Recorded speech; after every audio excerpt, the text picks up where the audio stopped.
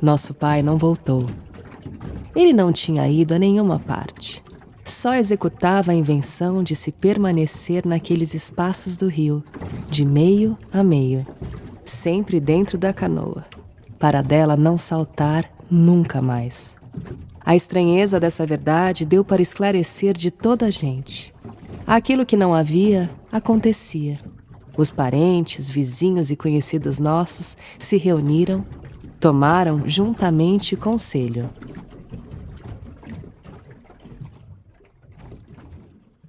Oi, eu sou o Paulo Werneck. No conto A Terceira Margem do Rio, que o João Guimarães Rosa publicou no livro Primeiras Histórias, de 1962, o rio é um espaço em que se permanece de meio a meio e, ao mesmo tempo, nenhuma parte. A gente ouviu aqui um trecho da história na voz da Thier. E é essa bela história que inspira A Terceira Margem do Reno, o podcast de literatura em língua alemã e francesa e suas ligações com o Brasil.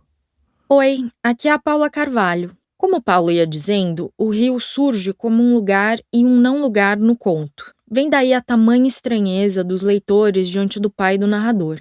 Ele decide abandonar tudo para viver numa canoa, nas águas de um rio, habitando nesse espaço de interstício. Nesse episódio, vamos usar essa mesma estranheza para falar sobre cidades.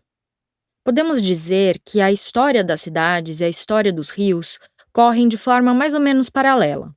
As margens dos rios são espaços privilegiados para assentar terreno e formar os agrupamentos que dão origem às cidades. Estar perto de um rio garante água, energia, alimentação, escoamento, segurança e, por vezes, navegação. Não é à toa que diversas capitais são atravessadas por cursos de rios. As cidades também se movimentam que nem rios, por mais estranha que essa ideia possa parecer à primeira vista. O Rio Guarda, por exemplo, no sedimento dele, o rio ele vai correndo, ele vai depositando, ele vem lá dos Alpes, ele vai carregando muito material com ele. E esse material, ele vai recebendo material também em toda a bacia, as pessoas vão despejando coisas, ele vai, esgoto, enfim, e ele vai recebendo todo esse material dentro da bacia. Uma parte desse material acumula. Aonde que ele acumula? No sedimento, naquela lama que fica no fundo do rio. E esse material vai acumulando, então você vai ter camadas em cima de camadas, e cada uma dessas camadas representa um tempo histórico do rio. Então, se você cava fundo num sedimento desse, você vai acabar pegando informações de coisas que aconteceram na bacia do Reno, coisas históricas que aconteceram ali. Então, se você cava naquele sedimento e pega uns sedimentos mais profundos, você vai ver, por exemplo, a época do início do desenvolvimento industrial, o início do grande desenvolvimento daquelas cidades ali naquela região. Esse é o ecólogo Vinícius Farjala, que já apareceu no episódio anterior do nosso podcast, falando justamente sobre o rio Reno. Aqui ele explica uma das possíveis relações entre o rio e a memória. O rio é formado por camadas e camadas de sedimentos. Por isso, é possível encontrar diferentes tempos históricos no material acumulado.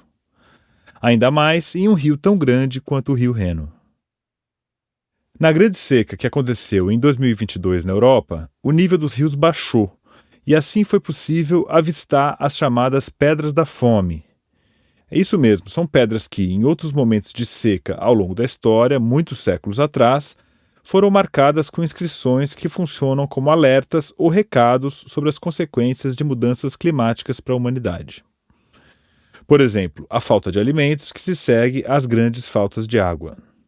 Uma dessas pedras, de 1606, que foi vista nesse ano no rio Elba, diz: "Se você me vir, você vai chorar."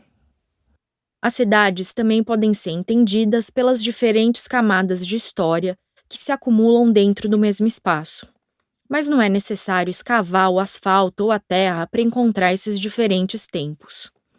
Prédios, pontes, ruas e casas datam de momentos diferentes, abrindo as portas para outras épocas, numa combinação intrincada entre espaço e tempo. E não estamos falando só de pedras, tijolos e concreto, as construções propriamente ditas.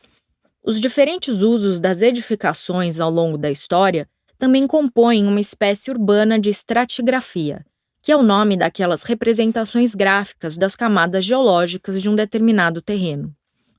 Uma praça pode ser uma arena de manifestação e protesto, mas também um espaço para as crianças brincarem e também, infelizmente, o lugar que pessoas usam para dormir. Ou então pode simplesmente fazer parte da nossa vida, só porque a gente gosta de dar uma paradinha por ali para sentar num banco num dia de calor, conectando a nossa geografia pessoal com a geografia mais ampla do espaço urbano. Neste episódio, as diferentes relações entre cidades e rios vão ser o nosso fio condutor. A gente vai fazer uma incursão pelas cidades através das literaturas em língua francesa e alemã. Vamos procurar essa estranheza dos lugares de absoluta transição. E não é por acaso que estamos falando da terceira margem. E também vamos procurar a possibilidade de revelar novas camadas de história debaixo das águas dos rios. A nossa primeira parada é Paris. Vamos ser guiados pela escritora francesa Annie Ernaux, Nobel de Literatura em 2022, e pelo escritor e cineasta marroquino radicado na França, Abdellah Taïa. Se a gente está falando em cruzamento entre geografia pessoal e social, os livros da Annie Ernaux, especialmente O Lugar, são um exemplo perfeito de como isso acontece na literatura. Em paralelo, a gente vai descobrir a Paris dos imigrantes em Um País para Morrer, que é um romance do Abdellah Taïa.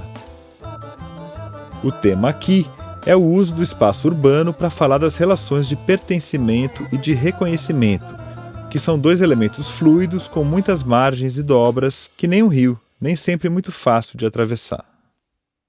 A segunda parada vai ser Berlim. Aqui, os nossos guias de viagem vão ser o escritor alemão Ingo Schulze e o romancista Alfred Döblin. O Ingo Schulze tem vários livros traduzidos para o português.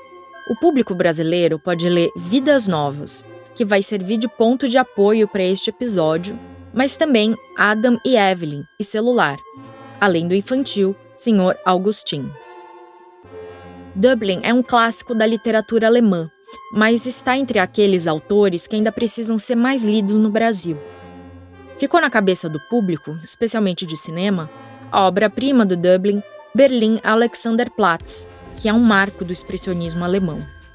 Quem filmou a adaptação dessa história foi o cineasta Rainer Werner Fassbinder. Com 15 horas de duração, um filme é um monumento da arte cinematográfica de 1980. Mas aqui o nosso foco é o livro. Então vamos nessa. Sejam bem-vindos a esta viagem que vai da província às capitais europeias, num burburinho de muitos sotaques, entonações e ritmos de fala e escrita. Vamos partir da terceira margem do Reno, rumo ao horizonte sem fim da literatura.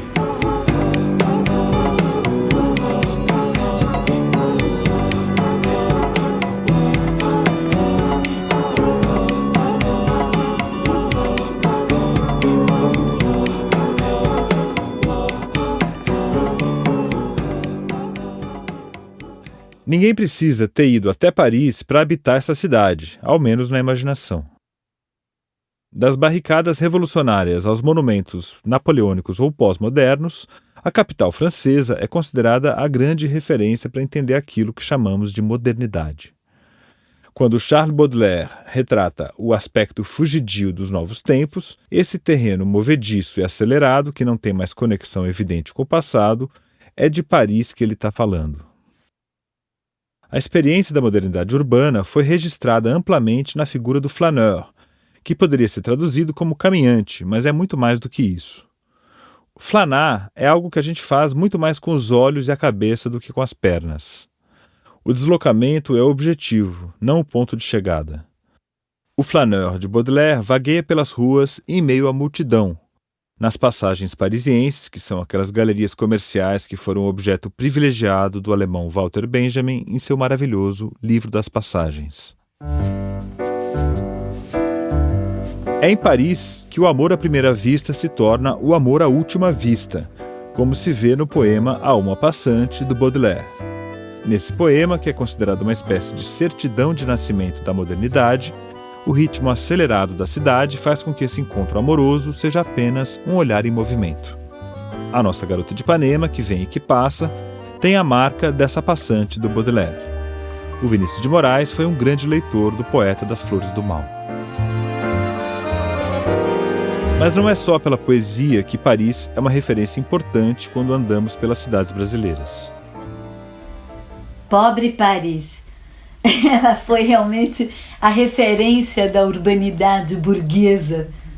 Essa é a Raquel Ronick, que é professora titular da Faculdade de Arquitetura e Urbanismo da Universidade de São Paulo. Constituída, sobretudo, depois do Ancien Régime, muito mais a partir do século XIX, ela inspirou os processos de transformação urbanística na periferia do capitalismo, que a gente vai ver São Paulo, Rio de Janeiro, a gente vai ver muitas outras cidades do mundo que se transformaram à la française, imitando os modelos, os paradigmas dos boulevards, das grandes avenidas, enfim, isso, a cultura francesa e o modo de organização espacial francês, ele foi um paradigma muito importante. A Raquel está lembrando a gente que em várias esquinas do Rio de Janeiro e também em algumas partes de São Paulo, não é difícil encontrar inspirações importadas da capital francesa.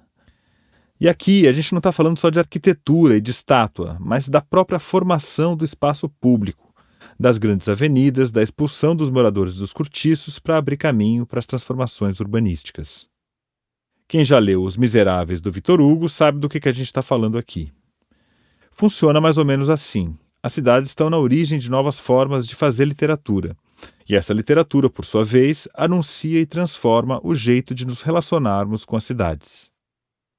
Na Comédia Humana, os planos frustrados do Lucien de Rubempré, que é personagem central do ciclo romanesco do Balzac, giram em torno da contraposição entre Angoulême, que é uma cidade pequena, vista como um obstáculo aos seus grandiosos projetos de vida, e Paris, o lugar iluminado e fervilhante, a promessa de todas as realizações.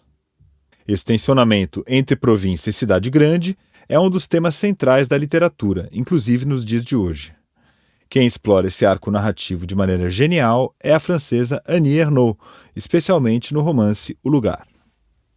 Ela é uma mestra nesse tensionamento que conecta a dimensão pessoal da intimidade com a vida social e política na França. Os acontecimentos de uma vida individual se entrelaçam e iluminam os eventos compartilhados por toda uma sociedade. Você já sabe que, por causa dessa enorme habilidade, a Annie Ernaux é uma das autoras mais premiadas do nosso tempo. O Nobel de Literatura de 2022 foi recebido pela crítica como uma escolha acertada, muito festejada pelos leitores. Em O Lugar, a Annie Ernaux rememora a trajetória do pai dela. É uma espécie de acerto de contas com o passado. A linguagem é seca, descritiva, mas apesar disso consegue comover ao falar da dor da perda da figura paterna, que é narrada sem floreios estilísticos. Existe uma espécie de simbiose entre esse pai e o universo mental de uma pequena cidade da Normandia, chamada pela narradora apenas de Y, com reticências. Não precisa ser nenhum Poirot para entender a referência a Yvetot, onde a Ernaux nasceu, na região de Seine-Maritime, no norte da França. Mas que lugar é esse? É no mínimo curioso que um livro intitulado O Lugar não nomeie diretamente o espaço que se entrelaça intimamente com a vida do pai e de toda a família. Y pode ser a Yvetot das lembranças de infância e adolescência da autora, mas também pode ser qualquer outra cidadezinha pequena, tornando esse lugar absolutamente preciso, mas também genérico. Cidadezinha qualquer, como diz o título de um poema do Carlos Drummond de Andrade. O pai de Ernaux tem uma vida de trabalhador que, de certa forma, espelha o desenvolvimento econômico da França no período depois da Segunda Guerra Mundial. É um país cada vez menos rural, mais industrial, mais urbano. De camponês, ele passa a operário e, depois de um tempo, a proprietário e administrador de um bar. Aqui, a gente vai ouvir a Bianca Tavolari, que é professora do INSPER, colunista da 451 e roteirista desse episódio. Ela vai ler um trecho do livro O Lugar, na tradução da Marília Garcia. Um café com clientes assíduos, gente que bebe regularmente antes ou depois do trabalho e que considera o lugar seu santuário. Grupos de pedreiros, alguns clientes que poderiam, com sua condição, ir a um lugar menos popular. Um oficial da Marinha aposentado, um fiscal da Previdência Social, em outras palavras, gente que não seja arrogante. A clientela de domingo era diferente, famílias inteiras tomando seus aperitivos por volta das 11 da manhã, dando granadinha às crianças. À tarde, vinham os idosos do asilo, que ficavam livres até às 6 da tarde, sempre felizes e ruidosos, entoando músicas românticas. De vez em quando, era preciso curar a bebedeira deles, levando-os para tirar uma soneca em um dos galpões do pátio, em cima de cobertores, antes de poder mandá-los, de modo apresentável, de volta às freiras. O café aos domingos representava, para eles, uma espécie de família. Meu pai tinha consciência de exercer uma função social necessária, de oferecer um lugar de festa e liberdade a todos os que, segundo ele, nem sempre tinham sido assim, mesmo que não pudesse explicar claramente por que eles haviam ficado daquele jeito.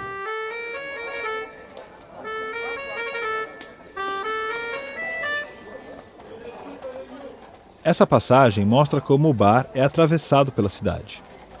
Pessoas diferentes fazem uso do espaço em diferentes momentos do dia e da semana. Não é por outra razão que aquele passa a ser um espaço de convivência, uma espécie de extensão da família, um lugar de festa e de liberdade oferecido pelo pai da Annie a uma cidade tão pouco movimentada. Quem mora em cidade pequena sabe da importância do boteco para azeitar as relações sociais. A narradora também revela algumas coisas sobre os modos de ser naquela cidade. A rejeição à arrogância, a condição como recorte de classe, ou seja, os traços que demarcam quem frequenta cada espaço, e a ideia de que as pessoas nem sempre tinham sido assim, mas haviam ficado daquele jeito.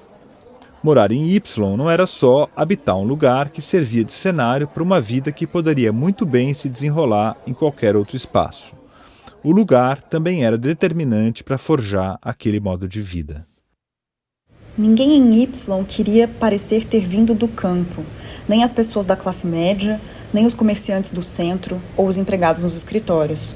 Ser alguém do campo significa ser alguém que não evoluiu, que está sempre atrasado nas coisas que faz, no que veste, na linguagem, na aparência. A Annie Ernaux costura a vida do pai dela, plenamente adaptada à pequena cidade francesa, com a sua própria vida, que rapidamente se descola do lugar de origem em direção a Paris. Naquela Y tão próxima do campo, que é visto pelos moradores como parte do atraso, a Annie Ernaux desponta como alguém que enxerga mais longe. Ao se tornar professora de letras e depois escritora, ela é que parece não mais caber naquela cidade. Não tem jeito. Paris é, obviamente, o destino dela. Quando ela chegava da capital, só a mãe dela ia buscá-la na estação de trem. Os pais jamais cruzavam a margem para ir visitá-la em Paris. Será que uma terceira margem teria sido criada entre a Ernaux e a sua cidade natal? Entre ela e a família? Entre ela e o pai?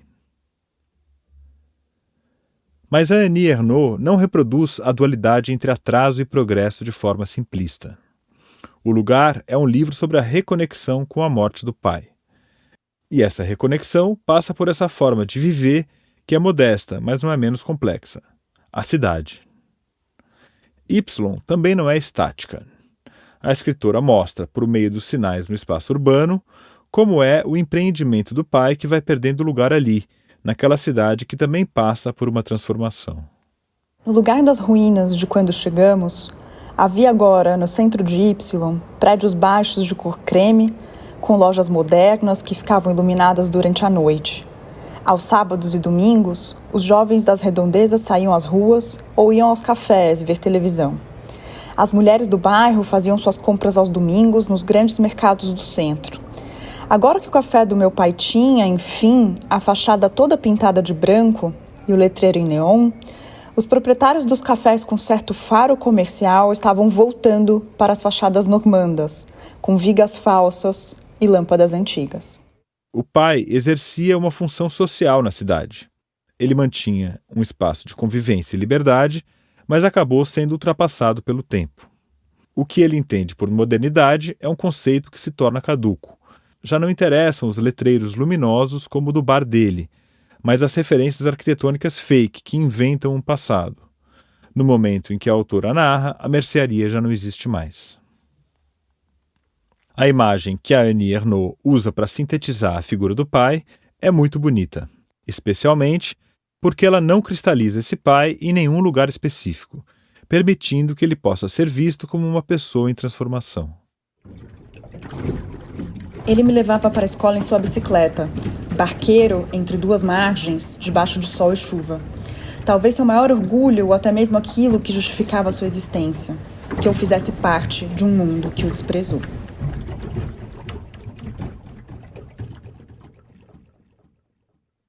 Barqueiro entre duas margens. O pai da Annie Ernaux nos lembra do pai da terceira margem do rio. À sua maneira, cada um se isola em sua canoa.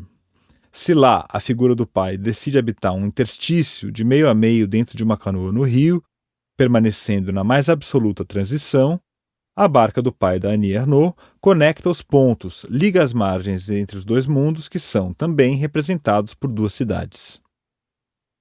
O pai da Annie Ernaux tem a generosidade de fazer essa ponte, ainda que ele mesmo tenha sido desprezado pelo mundo que a filha habita. Quando as transformações aceleram a vida na cidadezinha normanda, o pai também se vê descentrado na própria casa. Já não está mais lá o quadro de referência seguro para uma vida centrada no trabalho. O rio também aparece como elemento de transformação interna dos pais da Ernaux. Aos domingos, davam uma volta de carro para não ficarem embrutecidos. Seguiam pelo curso do Sena, onde outrora ele havia trabalhado, andavam no quebra-mar em Dieppe ou Fécamp. As mãos estendidas ao longo do corpo, fechadas, giradas para fora, às vezes juntas nas costas. Ao passear, nunca sabiam o que fazer com as mãos. Paris não está no centro de um lugar, mas ao mesmo tempo está, ainda que seja como uma sombra. A cidade pequena só existe em oposição à capital, assim como uma das margens necessita do complemento da outra para canalizar a narrativa. Assim, essa história autobiográfica ganha seu curso. O rio Sena cria as condições para que o pai da Annie Ernaux possa ser barqueiro.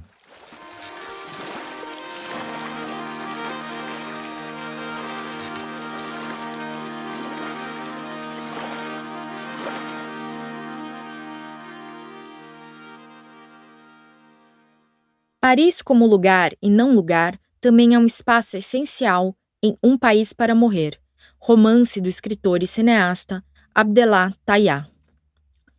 Também de caráter autobiográfico, o livro se aproxima da capital francesa de uma outra margem, diferente da de Annie Ernaux, o lugar do imigrante. De origem marroquina, nascido na cidade de Salé em 1973, o autor é radicado na França desde 1999. Além de escritor, ele é um dos editores fundadores da primeira revista de literatura gay em árabe. Aqui, o contraste não é entre a província e a capital. Em Um País para Morrer, o contraste se dá entre a capital francesa e as cidades do mundo árabe. O ponto de partida, e também de chegada, é o outro lado do Mediterrâneo, que é aquilo que a gente chama, aqui no podcast, de terceira margem. Eu acho que é muito importante a gente entender isso, porque senão a gente não entende o tensionamento em relação à presença do imigrante na cidade europeia. Vou explicar.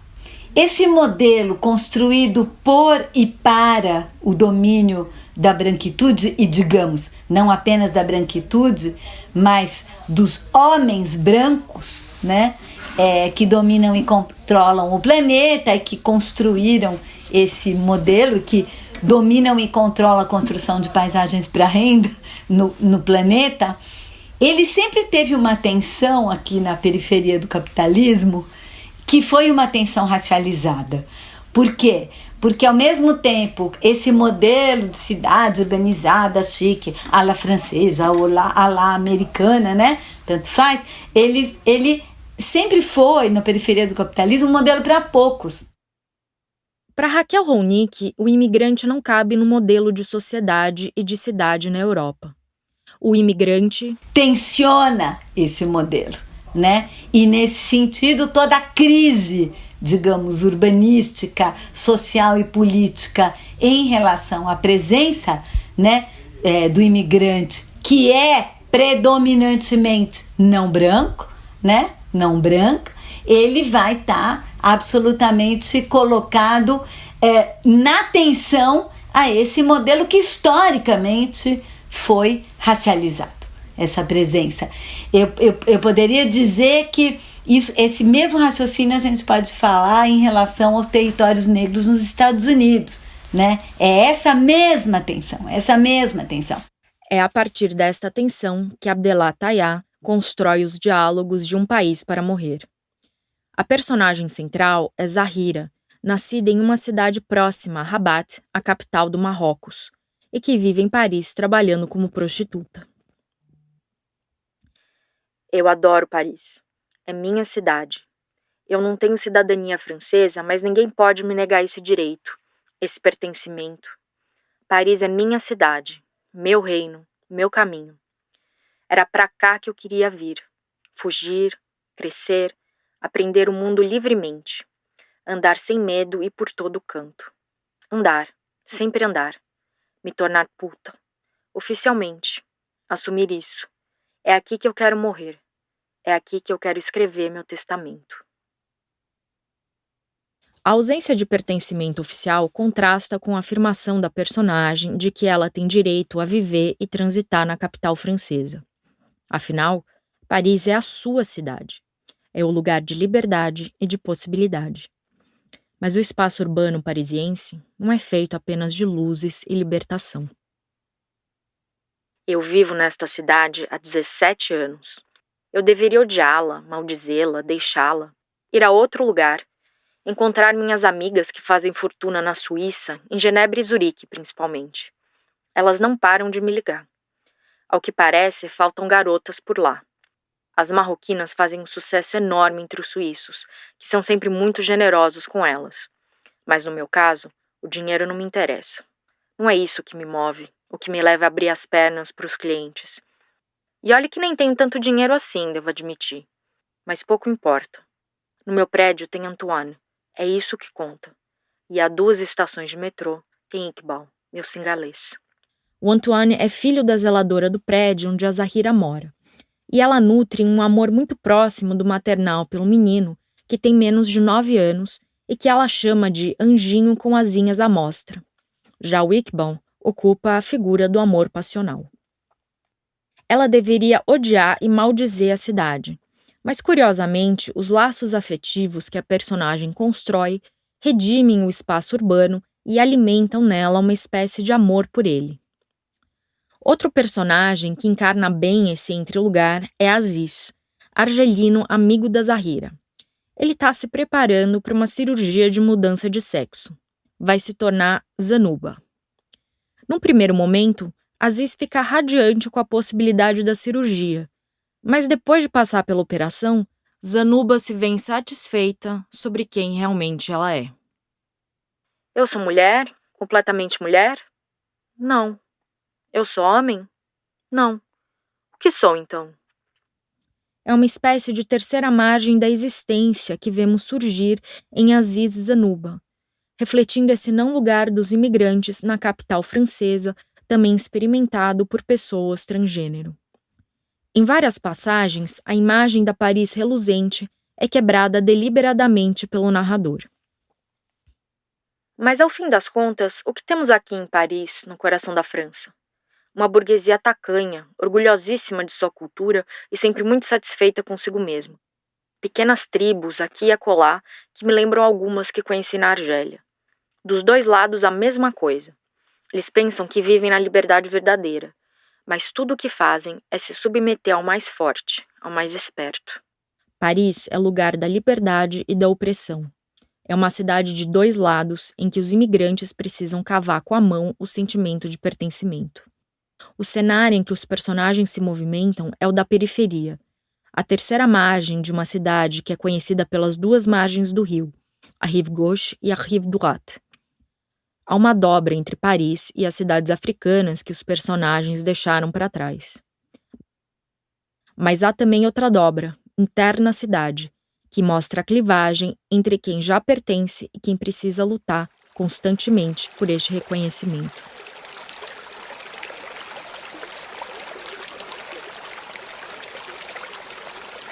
Agora a gente vai deixar a capital francesa e rumar em direção a Berlim.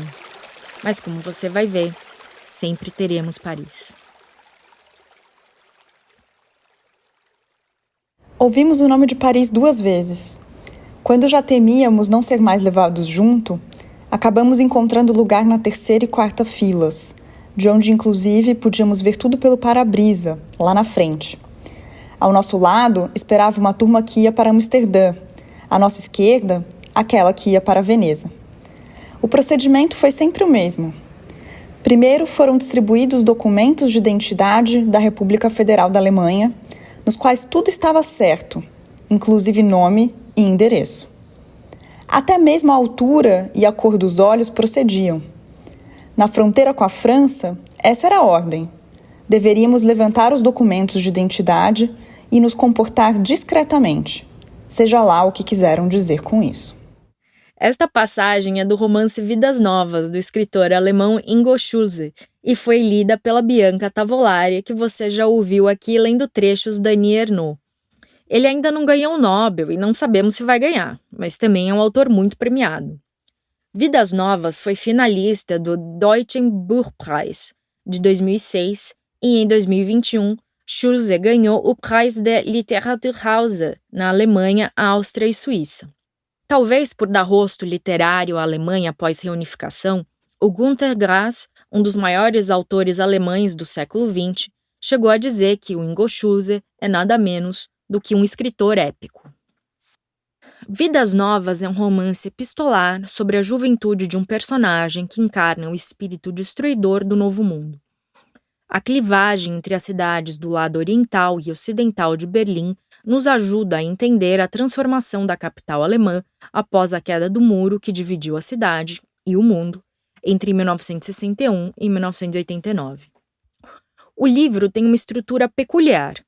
O Ingo Schulze se apresenta como mero organizador da correspondência do empresário Enrico Thümer, que depois tem o nome germanizado para Heinrich Thümer, e não como o próprio autor dessas cartas. Schulze pretende se esconder em uma figura menor, digamos assim. É sempre prudente desconfiar do narrador, ainda mais quando ele anuncia explicitamente que vai sair de cena, como acontece no livro. As cartas são do marcante ano de 1990. A primeira delas, datada de 6 de janeiro, quase 2 meses depois da queda do muro, é o primeiro ponto em uma rede de transformações de Enrico. Ele é um jovem morador de Dresden, na Alemanha Oriental, e dono de um pequeno império de negócios marcados por uma série de fraudes.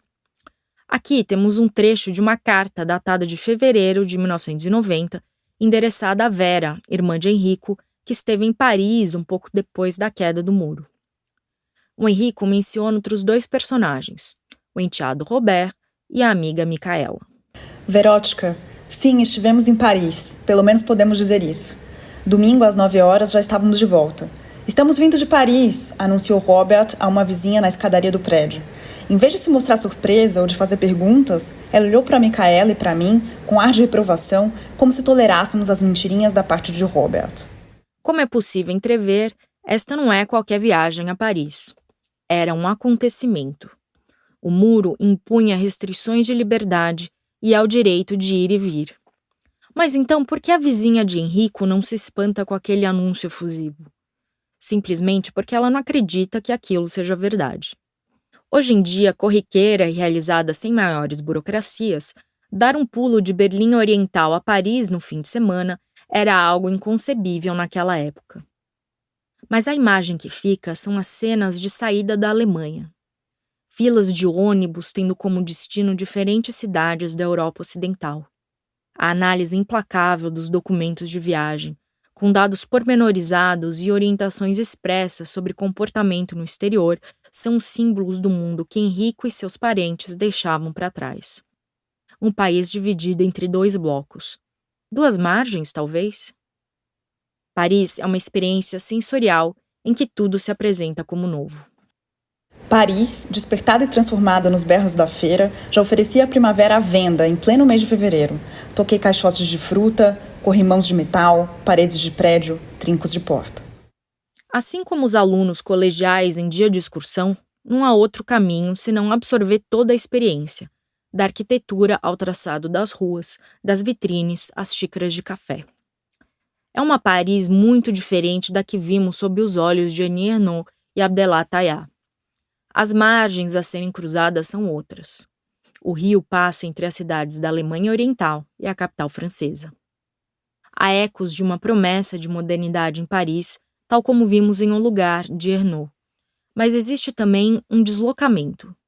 As vidas novas que dão título ao livro são caracterizadas não apenas pela mudança de regime político, mas a dinâmicas culturais ou modos de vida associados ao capitalismo e ao comunismo. Assim como Annie Ernaux e o Abdellah Tayyah, ou Ingo Schulze também narra uma história de transformação que pode ser lida nas entrelinhas da cidade, ou seja, nas mudanças estruturais do espaço urbano. Mas o Henrico Thurman, seu personagem principal, encarna uma figura fáustica. O Fausto é aquele personagem arquetípico que faz pacto com um demônio e se adapta muito bem a essa nova vida, principalmente no que ela tem de mais cruel e dominadora. Uma coisa parecida também pode ser vista na comparação entre as cidades orientais e ocidentais das Alemanhas divididas pela Guerra Fria. No lado ocidental, as ruas eram aquecidas subterraneamente, os postos de gasolina nunca fechavam e, uma vez que as pessoas no ocidente não sabiam o que poderiam fazer de mais bonito, voltavam a revirar, por mera brincadeira, as ruas que haviam acabado de asfaltar. Em todas as lojas, sobre todas as portas, havia uma propaganda piscando, motivo pelo qual as noites ficavam claras como o dia e tomadas por um trânsito maior do que o nosso durante as manifestações de maio. Mesmo assim, no lado ocidental, sempre se conseguia um lugar vago no bonde, no ônibus ou no trem. No lado ocidental, a gasolina cheirava como perfume e as estações ferroviárias eram parecidas com jardins tropicais, onde se oferecia frutas maravilhosas aos viajantes. Osten soava a céu nublado e ônibus e mina de carvão. Westen, as ruas asfaltadas, com postos de gasolinas envidraçados, terraços com bebidas de canudinha e música, com vista para um lago azul. Cidades com nomes como Cottbus, Leipzig ou Eisenhüttenstadt simplesmente não podiam ficar do lado ocidental. E, por outro lado, como soavam de modo diferente os nomes La, Karlsruhe, Friburgo ou Garching. O narrador idolatra as cidades ocidentais e seu modo de vida. Mais do que isso, ele quer adotar esse modo de vida, quer deixar seu antigo modo de vida para trás. Na verdade, quer deixar sua própria persona para trás, tornando-se poderoso, uma espécie de encarnação da racionalidade capitalista. Assim como uma pessoa que se deixa levar pelo turbilhão violento de um rio, o personagem principal quer chegar à outra margem o mais rápido possível, usando todos os artifícios disponíveis para fazer a travessia. Em mais uma viagem, desta vez a Berlim, temos outra descrição sobre controles de documentos e pontos de checagem na fronteira. Dias depois, entregamos os livros em Berlim e almoçamos nas proximidades da editora Henschel. Percorremos nosso velho caminho, portanto. Não fizemos como eu havia imaginado, seguindo o trecho de asfalto de 3 pistas junto a Mischendorf e dobrando em direção a Berlim Ocidental. Berlim, quero dizer, o lado oriental da cidade, não era mais distante do que uma antessala na qual se esperava até poder ir para a sala grande, ao lado. Me admirei com o fato de a garçonete e o homem do balcão continuarem trabalhando no leste, como se o muro ainda estivesse em pé. Depois que terminamos de comer e beber, fomos até a Friedrichstrasse, ao longo do Checkpoint Charlie, como Robert queria. Quando esperávamos pelo controle, diante de nós havia apenas alguns poucos carros, compreendi pela primeira vez o sentido da palavra checkpoint. Checkpoint Charlies haviam sido apenas sons, um timbre, a bolsa do chiclete que explode diante da boca no momento do maior silêncio, quando os sinos da Torre Spassky soavam. Perguntei a Robert se ele sabia o que checkpoint significava. Ele sabia. Micaela disse para eu não botar banca de professor. Identidade, olhar, identidade, obrigado, vamos. Nada de folhear em busca de carimbos, nada disso. Micaela achou que ainda passaríamos pelo controle de fato. Dobrei à direita. Não tinha ideia de como, nem para onde deveria dirigir. Deveríamos ir a Berlim Ocidental, e agora estávamos em Berlim Ocidental. Você compreende?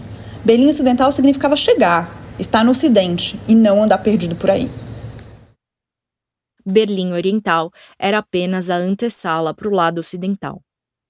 Já estar em Berlim Ocidental significava chegar, estar no Ocidente, e não andar perdido por aí. Uma terra prometida para quem estava disposto a abandonar todo o passado e assumir uma vida nova. E andar perdido por aí não significa perder referências ou ter as dificuldades de reconhecimento que os imigrantes enfrentam na cidade. Conversamos com Alexandre Ribeiro, escritor que mora em Berlim, onde está fazendo um curso de graduação. Ele venceu um dos maiores concursos literários do Brasil, o PROAC Prosa 2020, com seu livro Da Quebrada pro Mundo, que ainda estava sendo escrito quando gravamos esse podcast e foi lançado agora, em 2022, com prefácio do Emicida. Ele também é colunista do EcoWall, onde escreve textos que fazem pontes entre Berlim e Diadema. Eu gosto dessa frase. Tem um rap em alemão que tem um cara que ele fala: Ich bin ein Ausländer und ich bin stolz drauf. Ja, ich bin ein Ausländer. Unsere Namen sind die Markenzeichen. Darum wechselt ihr die Straßenseiten, denn ich bin ein Ausländer. Laufe durch Gassen und Seitenstraßen, sitze im Benz oder am Streifenwagen. Ja, ich bin Eu sou um estrangeiro, eu tenho muito orgulho disso. Ele fala isso numa música. É um rap e tal, porque tem um lance aqui que é a cultura dos turcos, né? Os imigrantes com Turkish Hintergrund. As pessoas que têm uma migração familiar vindo da Turquia, elas têm uma comunidade muito forte entre si e elas carregam muito esse lance de serem vistos como imigrantes, mesmo tendo nascido na Alemanha. E foi com esse grupo de pessoas que eu fiz morada aqui na Alemanha, que eu me encontrei. É como se, por ter crescido num gueto do Brasil, eu fui procurar os guetos da Alemanha também para me fazer sentir mais confortável. Então, desde que eu cheguei aqui, o meu melhor amigo, ele é um sul-africano. Depois eu conheci um outro melhor amigo que é um turco. Depois eu conheci um outro melhor amigo que veio da Nigéria. E a gente sempre vai tendo essa vivência de estrangeiros, esses corpos estranhos no mundo, mas que no final das contas se encontram, infelizmente, nas opressões. Assim como em Paris, ser um migrante em Berlim é estar entre duas margens, sem um pertencimento claro. Alexandre fala de um lugar de ir e vir. Tem uma coisa que eu acho que é muito interessante na minha história e na história de muitas pessoas pardas no nosso Brasil, é que nós somos produtos de uma história brasileira, que é uma história de embranquecimento, que é uma história de tentar apagar a história da população negra.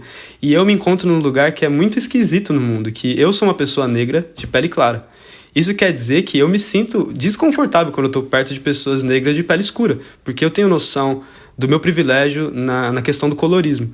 E aí é muito engraçado, porque quando eu estou perto dos alemães, eu vejo nitidamente o quanto eu sou muito escuro para estar naquele grupo. E quando eu estou perto dos meus amigos estrangeiros africanos, eu vejo o quanto que eu sou claro para estar perto desses grupos. Então, acho que ser pardo também me coloca nesse lugar de ir e vir, de caminhar entre esses grupos e também entender a beleza de cada um deles, assim. Esse lugar entre duas margens também encontra expressão na relação com os rios. É incrível de eu ter a oportunidade de olhar para o Rio Reno e ver como ele é magnífico, como ele é brilhante, como ele é cristalino nos meus olhos. Só que ao mesmo tempo essa cristaleza, eu diria, ela vem num preço muito forte a se pagar. Pelas pessoas que vêm desses países de terceiro mundo que estão sendo oprimidos, elas têm noção de que aquela água cristalina, ela também foi feita com muito sangue e muito suor de outros povos. Então eu tenho noção bastante disso, sim. Eu fico encantado com a beleza da Alemanha, mas ao mesmo tempo eu sempre preciso reexaminar esse espaço onde eu estou. E entender também que o nosso mundo é muito belo, entretanto ele pode ser muito cruel. Narrada em primeira pessoa, a experiência do Alexandre foi apresentada no livro Da Quebrada pro Mundo. Ele mostra pra gente que as dobras de uma cidade podem ser muitas e que esse lugar de não pertencimento tem diversos contornos diferentes.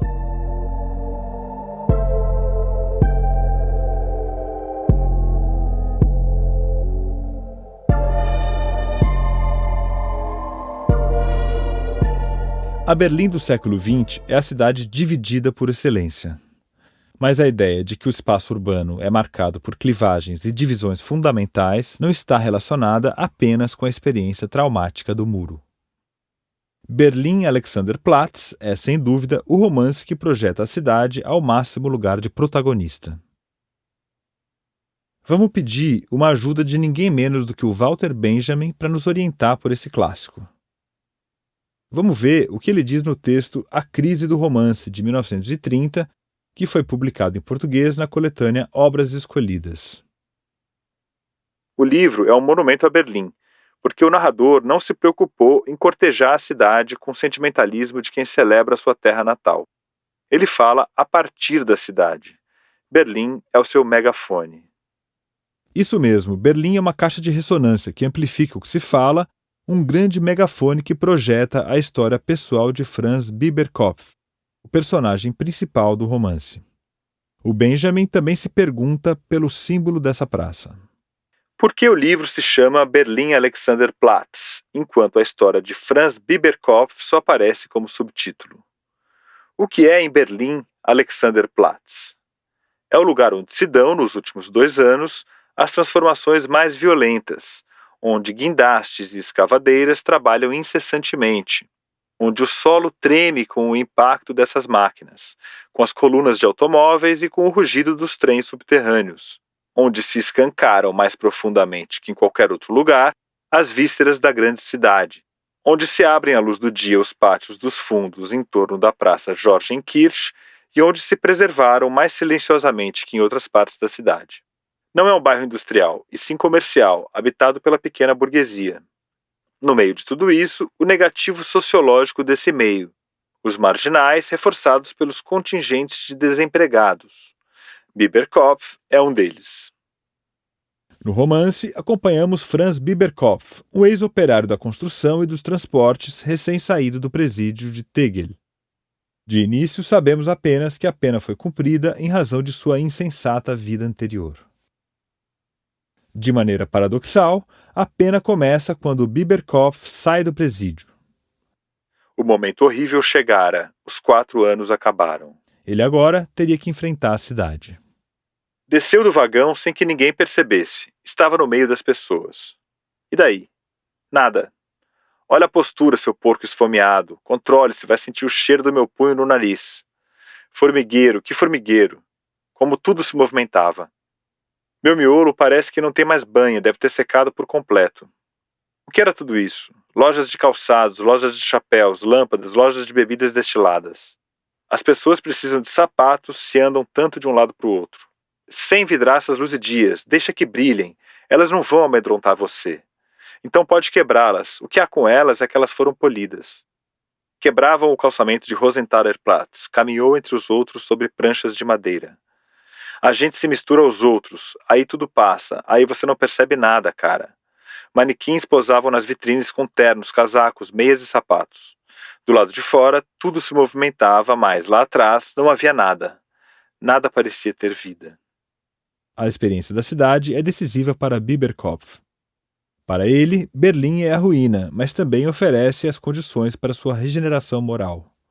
O antigo operário tenta viver o que se chamava de uma vida respeitável por um tempo, mas fracassa. A capital alemã é barulho e devassidão, é um grande canteiro de transformações urbanas que lhe tiram o chão. Álcool, dívidas com prostitutas e traições o levam a se tornar um cafetão. Ficamos sabendo que os 4 anos de prisão em Tegel se devem ao que hoje chamamos adequadamente de feminicídio. O Biberkopf tinha assassinado a ex-namorada dele. E é por outro assassinato que ele vai voltar para a prisão, mas dessa vez sem ter cometido nenhum crime. Foi um dos amigos dele que matou uma puta e fugiu, incriminando Franz. Ele é solto quando o crime é finalmente esclarecido. Começa então a regeneração dele.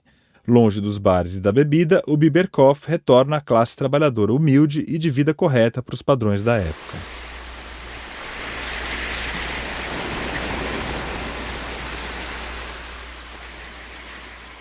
Se a história de Biberkopf lembra as provações bíblicas de Jó, a trajetória do Enrico Turmer em Vidas Novas é a mais próxima de uma virada de chave. Ele ganha um perfil dominador, numa conciliação com o espírito do tempo, de um capitalismo avassalador sem nenhum tipo de regeneração ou redenção moral. Nas 2 margens do rio turbulento que foi o século XX em Berlim, Turmer e Biberkopf ganham vidas novas.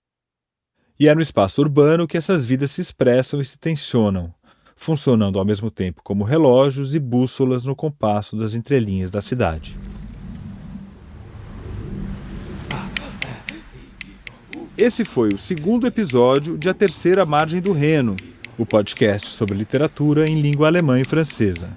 No próximo episódio, que vai ao ar daqui 2 semanas, a gente vai ver como é que a melancolia surge em alguns textos publicados na literatura em língua alemã e em língua francesa.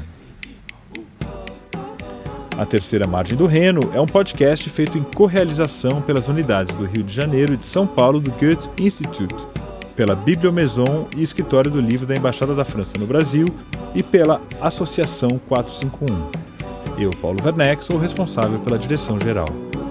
O roteiro desse episódio é assinado por Bianca Tavolari. Eu, Paula Carvalho, sou responsável pela coordenação do podcast e pelo tratamento do roteiro. A produção ficou a cargo da Ashley Calvo, com apoio da Mariana Shiraiwa. O André Wung fez a edição, a sonorização, a trilha sonora, a finalização e a mixagem desse episódio.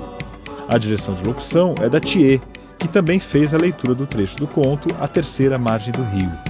A arte de todos os episódios é feita pelo artista J. Miguel. A distribuição é feita pela Rádio Novelo, com a Juliana Jäger e a Fecris Vasconcelos. E tudo isso foi feito com o apoio imprescindível da redação da 451. As gravações para este episódio foram feitas com apoio técnico do estúdio Rosa Flamingo.